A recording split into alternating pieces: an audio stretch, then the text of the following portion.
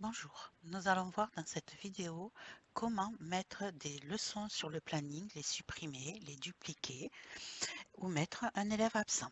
En premier lieu, nous allons aller sur notre élève. On va choisir celui-ci. On va aller dans sa fiche compte et on va se rendre compte de ce qu'il possède. Ici, on a 10 leçons prises dans le panier. Il nous en reste encore 6 à mettre dans son planning. On peut accéder au planning directement par cette icône. On a le nom de l'élève qui apparaît là. On a possibilité de changer deux personnes en cliquant ici. On peut choisir le bureau, le moniteur concerné. On peut mettre sur une semaine, 3 jours, une journée, comme vous désirez. Vous allez retrouver un calendrier qui vous permettra de vous déplacer plus rapidement dans le planning. Vous allez retrouver toutes les activités que votre élève, ici, possède dans son panier en fonction de sa formule. Ici, on est sur du B traditionnel. Donc ici, vous avez tout ce que peut avoir cet élève avec une formation en B traditionnel. Nous allons mettre des leçons de conduite sur son planning. Exemple, on veut lui mettre une leçon le 17 janvier à 9 h. On clique un coup et notre leçon s'affiche. Vous voyez qu'en laissant votre souris sur la leçon, vous avez tous les détails qui apparaissent à votre gauche. Imaginons que nous voulions lui mettre 2 heures le lendemain. On prend, on fait glisser sur les 2 heures, on lâche et automatiquement vous avez les 2 heures qui vont se mettre. Imaginons ici sur cette leçon-là, en cliquant simplement dessus, vous avez une petite fenêtre qui s'ouvre qui va vous permettre de déterminer le lieu où vous voulez le récupérer.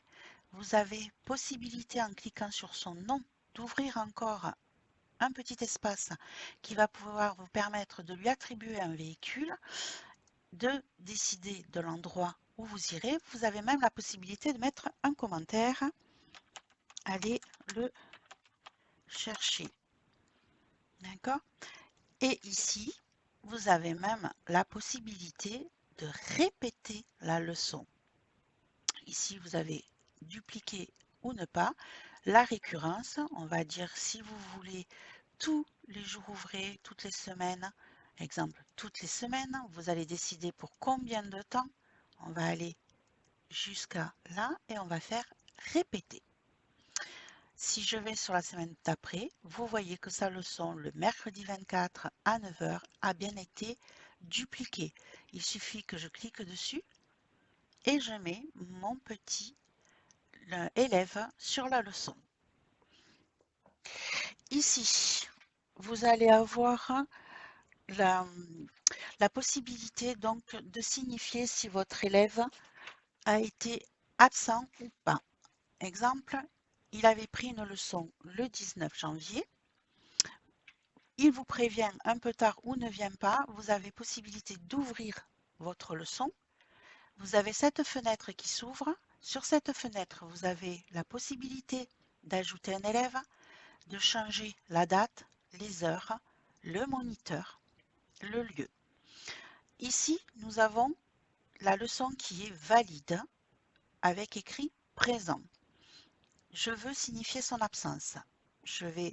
Il est non excusé, cliquez sur non excusé, mettre le commentaire, ne s'est pas réveillé